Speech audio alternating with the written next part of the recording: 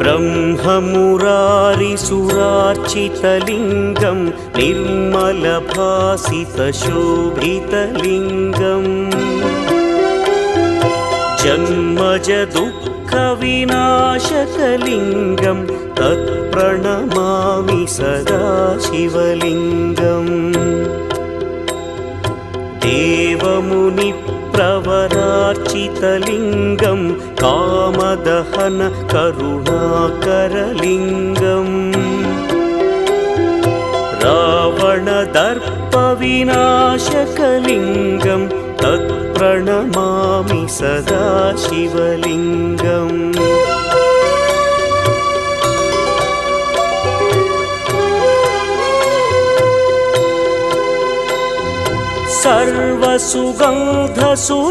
सर्वसुगन्धसुलेपितलिङ्गं